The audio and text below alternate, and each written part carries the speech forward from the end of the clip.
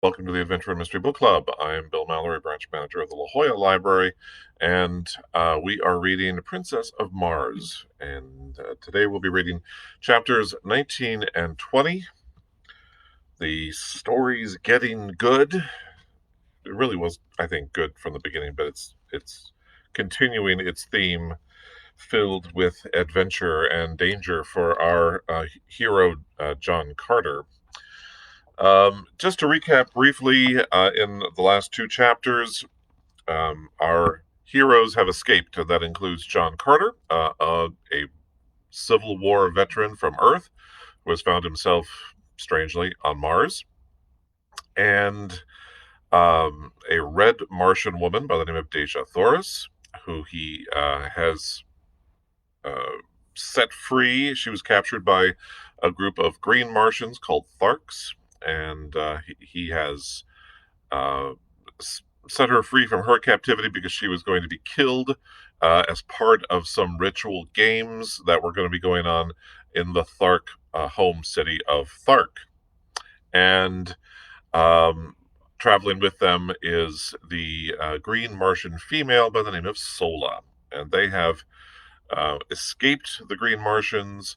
They were on their way to get to Helium, which was Deja Thoris's capital city of the Red Martians, rather.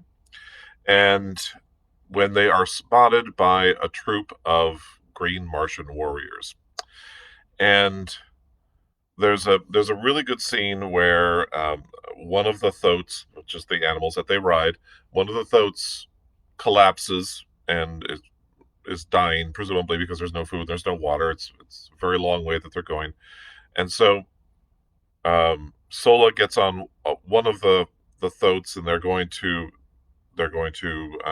escape or get away from these green Martians as fast as they can. And John Carter says, "You go. I'm going to stay and fight them off and give you a chance to escape."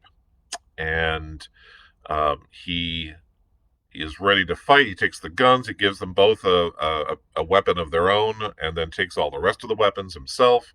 And Deja Thoris comes up to him and says, "Sola, you go by yourself because I'm going to stay here and fight alongside the man that I love."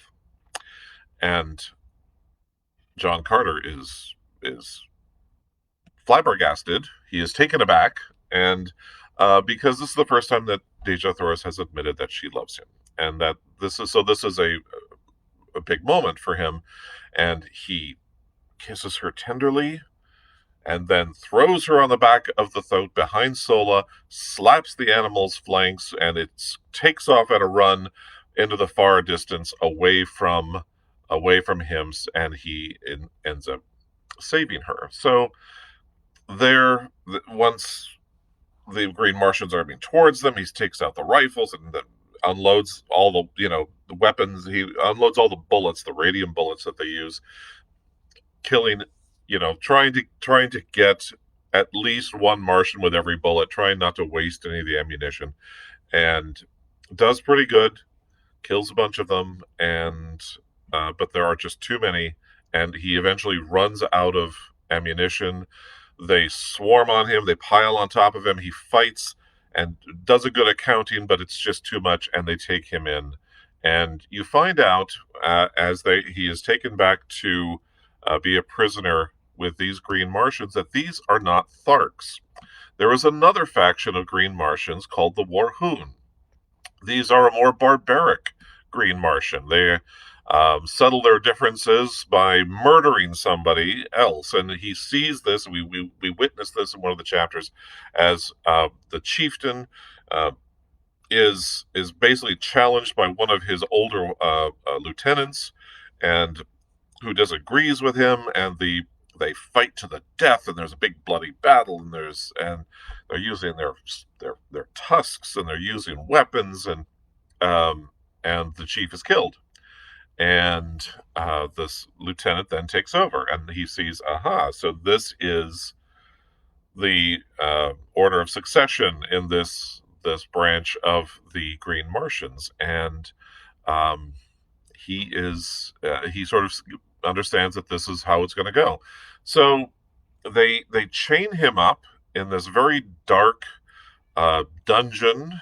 They are going to take him to their games, right? The games of the green men, and he is chained up so fast that he cannot get free. The chains are too thick to break, even though he's very strong.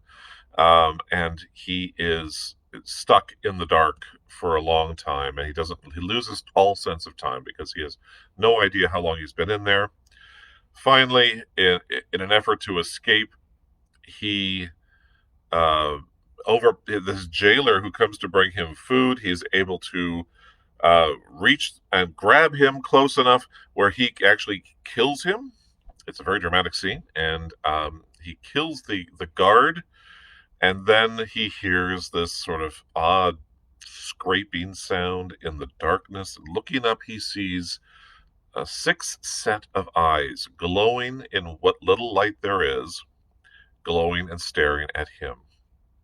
And these eyes come closer and closer, and he backs away, not knowing what this is because he can't see anything except the eyes. It's so dark.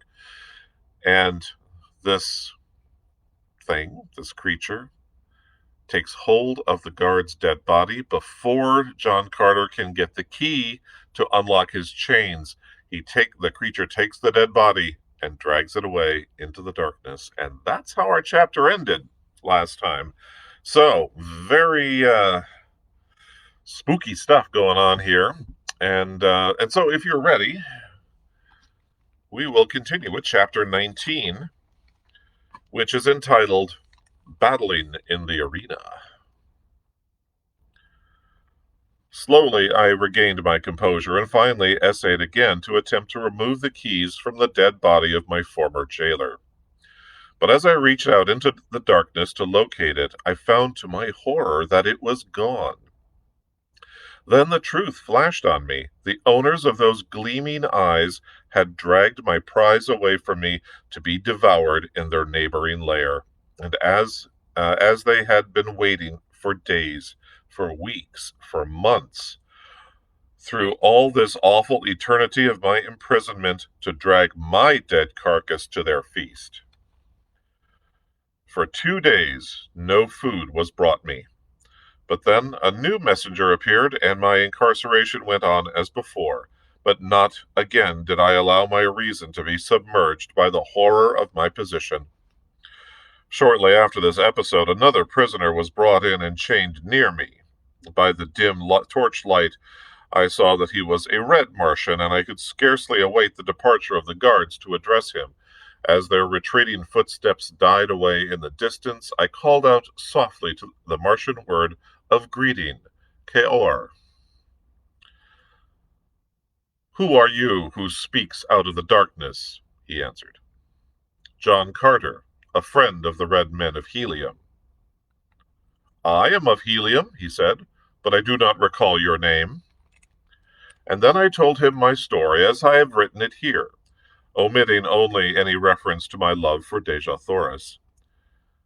He was much excited by the news of Helium's princess and seemed quite positive that she and Sola could easily have reached a point of safety from where they left me. He said that he knew the place well because the defile through which the Warhoon warriors had passed when they discovered us was the only one ever used by them when marching to the south. Dejah Thoris and Sola entered the hills not 5 miles from a great waterway and are now probably quite safe, he assured me.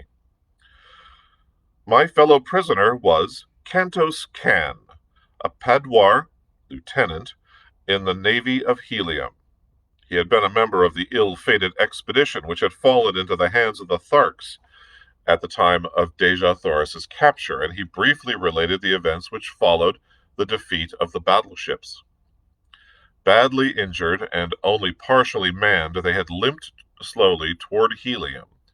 But when passing near the city of Zodanga, the capital of Helium's hereditary enemies among the red men of Barsoom, They had been attacked by a great body of war vessels, and all but the craft to which Kantos Ken belonged were either destroyed or captured. His vessel was chased for days by 3 of the Zadangan warships, but finally escaped during the darkness of a moonless night.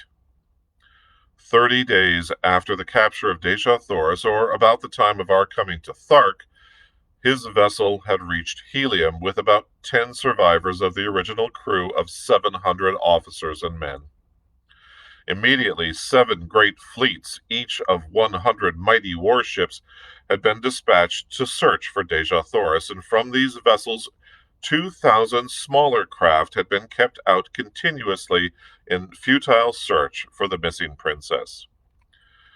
2 green Martian communities had been wiped off the face of Barsoom by the avenging fleets, but no trace of Deja Thoris had been found. They had been searching among the northern hordes, and only within the past few days had they extended their quest to the south. Kantos Ken had been detailed to one of the small one-man flyers and had had the misfortune to be discovered by the Warhoons while exploring their city. The bravery and daring of the man won my greatest respect and admiration. Alone, he landed at the city's boundary and on foot had penetrated to the buildings surrounding the plaza. For 2 days and nights, he had explored their quarters and their dungeons in search of his beloved princess, only to fall into the hands of a party of Warhoons as he was about to leave after assuring himself that Deja Thoris was not a captive there.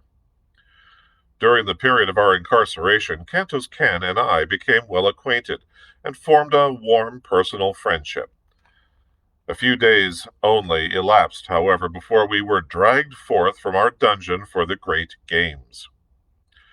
We were conducted early one morning to an enormous amphitheater, which instead of having been built upon the surface of the ground, was excavated below the surface. It had partially filled with debris, so that how large it had originally been was difficult to say. In its present condition, it held the entire 20,000 Warhoons of the assembled hordes. The arena was immense, but extremely uneven and unkempt. Around it, the Warhoons had piled building stone from some of the ruined edifices of the ancient city to prevent the animals and the captives from escaping into the audience. And at each end had been constructed cages to hold them until their turns came to meet some horrible death upon the arena.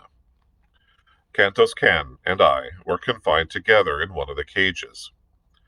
In the others were wild Kalats, Thoats, mad Zitadars, green warriors, and women of other hordes, and many strange and ferocious wild beasts of Barsoom, which I had never before seen. The din of their roaring, growling, and squealing was deafening, and the formidable appearance of any one of them was enough to make the stoutest heart feel grave forebodings. Kantos Ken explained to me that at the end of the day, one of these prisoners would gain freedom and the others would lie dead about the arena. The winners in the various contests of the day would be pitted against each other until only 2 remained alive, the victor in the last encounters being set free, whether animal or man. The following morning, the cages would be filled with a new consignment of victims, and so on throughout the 10 days of the games. Shortly after we had been caged, the amphitheater began to fill, and within an hour every available part of the seating space was occupied. Dak Kova, with his jeds and chieftains, sat at the center of one side of the arena upon a large raised platform. At a signal from Dak Kova, the doors of the 2 Martian cages were thrown open, and a dozen green Martian females were driven to the center of the arena. Each was given a dagger, and then, at the far end, a pack of 12 Kalats, or wild dogs, were loosed upon them.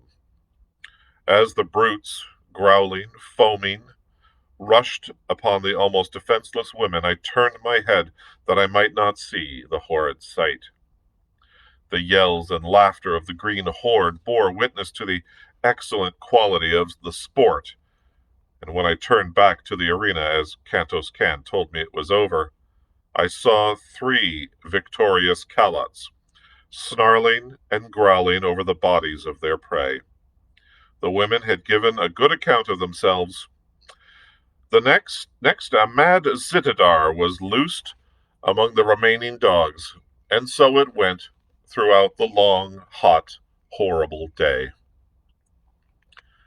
During the day I was pitted against first men, then beasts, but as I was armed with a long sword and always outclassed my adversary in agility and generally in strength as well, it proved but child's play to me.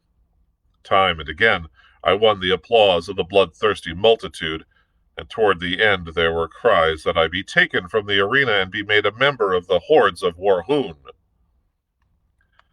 Finally, there were but 3 of us left, a great green warrior of some far northern horde, Cantos Can, and myself. The other 2 were to battle, and then I was to fight the conqueror for the liberty which was accorded the final winner. Cantos Can had fought several times during the day, and, like myself, had always proven victorious, but occasionally by the smallest of margins, especially when pitted against the green warriors. I had little hope that he could best his giant adversary, who had mowed down all before him during the day. The fellow towered nearly 16 feet in height, while Cantos Can was some inches under 6 feet.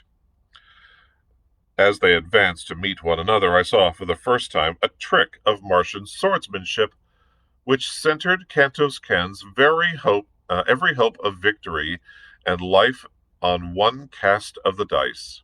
For, as he came to within about 20 feet of the huge fellow, he threw his sword arm far behind him over his shoulder, and with a mighty sweep hurled his weapon point foremost at the green warrior. It flew true as an arrow, and, piercing the poor devil's heart, laid him dead upon the arena. Cantos Can and I were now pitted against each other.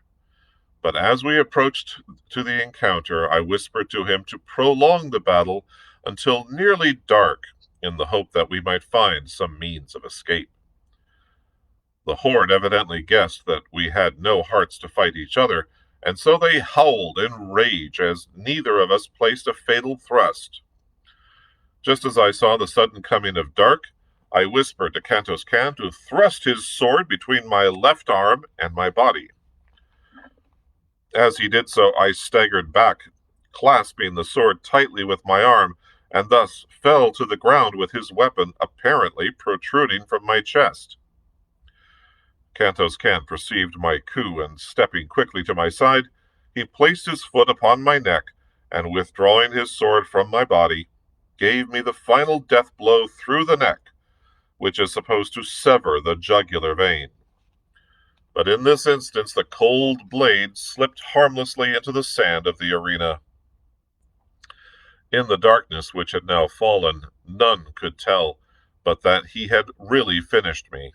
I whispered to him to go and claim his freedom, and then look for me in the hills east of the city, and so he left me.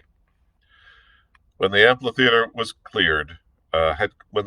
had cleared, I crept stealthily to the top, as the great excavation lay far from the plaza and in an untended portion of the great dead city, I had little trouble in reaching the hills beyond.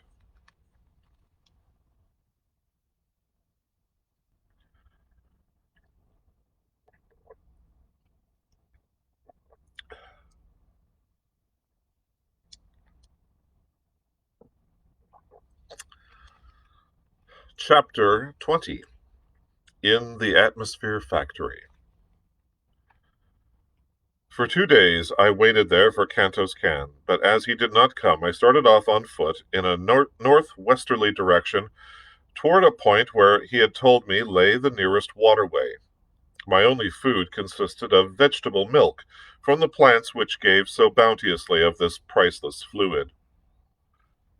Through 2 long weeks I wandered, stumbling through the nights, guided only by the stars, and hiding during the days behind some protruding rock or among the occasional hills I traversed. Several times I was attacked by wild beasts, strange, uncouth monstrosities that leapt upon me in the dark, so that I had ever to grasp my long sword in my hand that I might be ready for them. Usually my strange, newly acquired telepathic power warned me in ample time, but once I was down with vicious fangs at my jugular and a hairy face pressed close to mine before I knew that I was even threatened. What manner of thing was upon me I did not know, but that it was large and heavy and many-legged I could feel.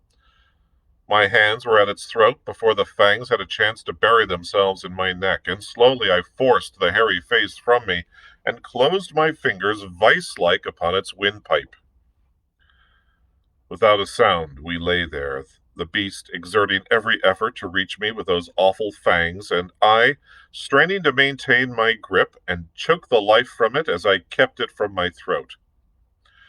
Slowly my arms gave to the unequal struggle, and, inch by inch, the burning eyes and gleaming tusks of my antagonist crept toward me, until, as the hairy face touched mine again, I realized that all was over. Then a living mass of destruction sprang from the surrounding darkness, full upon the creature that held me pinioned to the ground. The two rolled, growling upon the moss, tearing and rending one another in a frightful manner. But it was soon over, and my preserver stood with lowered head above the throat of the dead thing, above the throat of the dead thing which would have killed me. The nearer moon, hurtling suddenly above the horizon and lighting up the Barsoomian scene, showed me that my preserver was Wola. But from whence he had come, or how found me, I was at a loss to know. That I was glad of his companionship it is needless to say, but my pleasure at seeing him was tempered by anxiety as to the reason of his leaving Dejah Thoris. Only her death, I felt sure, could account for his absence from her, so faithful I knew him to be to my commands. By the light of the now brilliant moons, I saw that he was but a shadow of his former self, and as he turned from my caress and commenced greedily to devour the dead carcass at my feet, I realized that the poor fellow was more than half starved. I myself was in but little better plight, but I could not bring myself to eat the uncooked flesh that I had no means of making a fire. When Wola had finished his meal, I again took up my weary and seemingly endless wandering in a quest of the elusive waterway. At daybreak of the 15th day of my search, I was overjoyed to see the high trees that denoted the object of my search. About noon, I dragged myself wearily to the portals of a huge building which covered perhaps 4 square miles and towered 200 feet in the air. It showed no aperture in the mighty walls other than the tiny door at which I sank, exhausted, nor was there any sign of life about it. I could find no bell or other method of making my presence known to the inmates of the place, unless a small round hole in the near wall unless a small round hole in the wall near the door was for that purpose. It was of about the bigness of a lead pencil, and thinking that it might be in the nature of a speaking tube, I put my mouth to it, and was about to call into it when a voice issued from it asking me whom I might be, where from, and the nature of my errand. I explained that I had escaped from the Warhoons, and was dying of starvation and exhaustion. You wear the metal of a green warrior, and are followed by a callot, yet you are of the figure of a red man. In color you are neither green nor red. In the name of the ninth day, what manner of creature are you? I am a friend of the red men of Barsoom, and I am starving. In the name of humanity, please open to us, I replied. Presently the door commenced to recede before me until it had sunk into the wall 50 feet, and then it stopped and slid easily to the left, exposing a short, narrow corridor of concrete, at the further end of which was another door, similar in every respect to the one I had just passed. No one was in sight, yet immediately we passed the first door, it slid gently into place behind us and receded rapidly to its original position in the front wall of the building. As the door had slipped aside, I had noted its great thickness, fully 20 feet, and as it reached its place once more after closing behind us, great cylinders of steel had dropped from the ceiling behind it and fitted their lower ends into apertures countersunk into the floor. A second and third door receded before me, and I slipped to one side as the first before I reached a large inner chamber where I found food and drink set out upon a great stone table. A voice directed me to satisfy my hunger and to feed my callot, and while I was thus engaged, my invisible host put me through a severe, searching cross-examination. "Your statements are most remarkable," said the voice on concluding its questioning, "but you are evidently speaking the truth, and it is equally evident that you are not of Barsoom. I can tell that by the conformation of your brain, and the strange location of your internal organs, and the shape and size of your heart." "Can you see through me?" I exclaimed. "Yes, I can see all but your thoughts, and were you a Barsoomian, I could read those." Then a door opened at the far side of the chamber, and a strange, dried-up little mummy of a man came toward me. He wore but a single article of clothing or adornment, a small collar of gold, from which depended upon his chest a great ornament as large as a dinner plate, set solid with huge diamonds, except for the exact center, which was occupied by a strange stone, an inch in diameter, that scintillated 9 different and distinct rays, the 7 colors of our earthly prism, and 2 beautiful rays which, to me, were new and nameless. I cannot describe them any more than you could describe red to a blind man. I only know that they were beautiful in the extreme. The old man sat and talked with me for hours, and the strangest part of our intercourse was that I could read his every thought while he could not fathom an iota from my mind unless I spoke. I did not apprise him of my ability to sense his mental operations, and thus I learned a great deal which proved of immense value to me later, and which I would never have known had he suspected my strange power. For the Martians have such perfect control of their mental machinery that they are able to direct their thoughts with absolute precision. The building in which I found myself contained the machinery which produces that artificial atmosphere which sustains life on Mars. The secret of the entire process hinges on the use of the 9th ray, one of the beautiful scintillations which I had noted emanating from the great stone at my host's diadem. This ray is separated from the other rays of the sun by means of finely adjusted instruments placed upon the roof of a huge building, 3/4 of which is used for reservoirs in which the 9th ray is stored. This product, this product is then treated electrically, or rather, certain proportions of refined electrical vibrations are incorporated with it, and the result is then pumped into the 5 principal air chambers of the planet, where, as it is released, contact with the ether of space transforms it into atmosphere. There is always sufficient reserve of the ninth ray stored in the great building to maintain the present Martian atmosphere for 1,000 years. And the only fear, as my new friend told me, was that some accident might befall the pumping apparatus. He led me to an inner chamber where I beheld a battery of 20 radium pumps, any one of which was equal to the task of furnishing all Mars with the atmosphere compound. For 800 years, he told me, he had watched these pumps, which are used alternately a day each at a stretch, or a little over 24 and one-half Earth hours. He had one assistant who divides the watch with him. Half a Martian year, about 344 of our days, each of these men spend alone in this huge, isolated plant.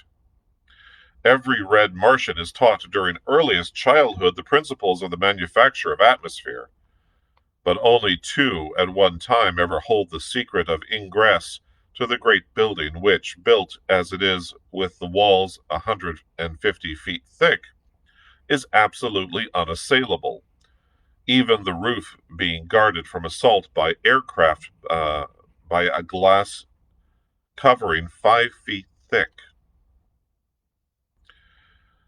The only fear that the only fear they entertain of attack is from the green Martians or some demented red man, as all Barsoomians realize that the very existence of every form of life on Mars is dependent upon the uninterrupted working of this plant. One curious fact I discovered as I watched his thoughts was that the outer doors are manipulated by telepathic means. The locks are so finely adjusted that the doors are released by the action of a certain combination of thought waves. To experiment with my newfound toy, I thought to surprise him into revealing this combination, and so I asked him, in a casual manner, how he had managed to unlock the massive doors for me from the inner chambers of the building. As quick as a flash, there leapt to his mind 9 Martian sounds, but as quickly faded as he answered that this was a secret that he must not divulge. From then on, his manner toward me changed, as though he feared that he had been surprised into divulging a great secret, and I read suspicion and fear in his looks and thoughts, though his words were still fair. Before I retired for the night, he promised to give me a letter to a nearby agricultural officer who would help me on my way to Zodanga, which he said was the nearest Martian city. But be sure that you do not let them know you are bound for Helium, as they are at war with that country. My assistant and I are of no country. We belong to all Barsoom, and this talisman which we wear protects us in all lands, even among the green men, though we do not trust ourselves to their hands if we can avoid it, he added. And so, good night, my friend, he continued. May you have a long and restful sleep. Yes, a long sleep. And though he smiled pleasantly, I saw in his thoughts the wish that he had never admitted me, and then a picture of him standing over me in the night with a swift thrust of a long dagger, and the half-formed words, I am sorry, but it is for the best, a good of Barsoom. As he closed the door of my chamber behind him, his thoughts were cut off from me, as was the sight of him, which seemed strange to me in my little knowledge of thought transference. What was I to do? How could I escape through these mighty walls? Easily I could kill him now that I was warned, but once he was dead, I could no more escape, and with the stopping of the machinery of the great plant, I should die with all the other inhabitants of the planet. All, even, Dejah Thoris, were she not already dead. For the others I did not give a snap of my finger, but the thought of Dejah Thoris drove from my mind all desire to kill my mistaken host.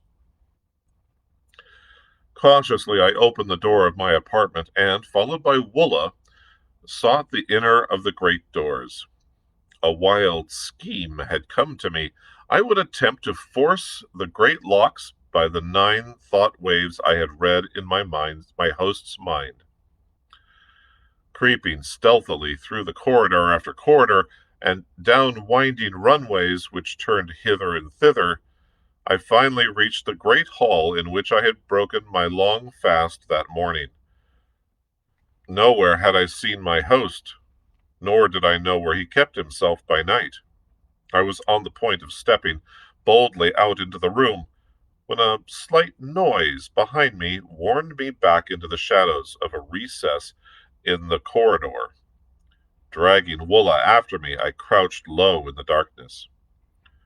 Presently the old man passed close by me, and as he entered the dimly lighted chamber which I had been just about to pass through, I saw that he held a long, thin dagger in his hand, and that he was sharpening it upon a stone. In his mind was the decision to inspect the radium pumps, which would take about 30 minutes, and then return to my bedchamber and finish me. As he passed through the great hall and disappeared down the runway which led to the pump room, I stole stealthily from my hiding place and crossed to the great door, the inner of the 3 which stood between me and liberty. Concentrating my mind upon the massive lock, I hurled the 9 thought waves against it. In breathless expectancy, I waited. When finally the great door moved softly toward me and slid quietly to one side. One after the other, the remaining mighty portals opened at my command, and Woola and I stepped forth into the darkness, free, but little better off than we had been before, other than we had full stomachs. Hastening away from the shadows of the formidable pile, I made for the first crossroad, intending to strike the central turnpike as quickly as possible. This I reached about morning, and entering the first enclosure I came to, I searched for some evidence of a habitation. There were low, rambling buildings of concrete, barred with heavy, impassable doors, and no amount of hammering or hallooing brought any response. Weary and exhausted from sleeplessness, I threw myself upon the ground, commanding Woola to stand guard. Some time later I was awakened by his frightful growlings, and opened my eyes to see 3 red Martians standing a short distance from us and covering me with their rifles. I am unarmed and no enemy, I hastened to explain. I have been a prisoner among the green men and am on my way to Zodanga. And am on my way to Zodanga. All I ask is food and rest for myself and my Kalat, and the proper directions for reaching my destination. They lowered their rifles and advanced pleasantly toward me, placing their right hands upon my left shoulder, after the manner of their custom of salute, and asking me many questions about myself and my wanderings. They then took me to the house of one of them, which was only a short distance away. The buildings I had been hammering at in the early morning were occupied only by stock and farm produce, the house proper standing among a grove of enormous trees, and, like all red Martian homes, had been raised at night some 40 or 50 feet from the ground on a large round metal shaft, which slid up or down within a sleeve sunk in the ground, and was operated by a tiny radium engine in the entrance hall of the building. Instead of bothering with bolts and bars for their dwellings, the red Martians simply run them up out of harm's way during the night. They also have private means for lowering or raising them from the ground without, if they wish to go away and leave them. These brothers and their wives and children occupied 3 similar houses on this farm. They did no work themselves, being government officers in charge. The labor was performed by convicts, prisoners of war, delinquent debtors, and confirmed bachelors who were too poor to pay the high celibate tax which all red Martian governments impose. They were the personification of cordiality and hospitality, and I spent several days with them, resting and recuperating from my long and arduous experiences. When they had heard my story, I omitted all reference to Deja Thoris and the old man of the atmosphere plant. They advised me to color my body to more nearly resemble their own race, and then attempt to find employment in Zodanga, either in the army or the navy. The chances are small that your tale will be believed until after you have proven your trustworthiness, and won friends among the higher nobles of the court. This you can most easily do through military service, as we are a warlike people on Barsoom, explained one of them, and save our richest favors for the fighting man. When I was ready to depart, they furnished me with a small domestic bull thoat, such as is used for saddle purposes by all red Martians. The animal is about the size of a horse and quite gentle, but in color and shape an exact replica of his huge and fierce cousin of the wilds.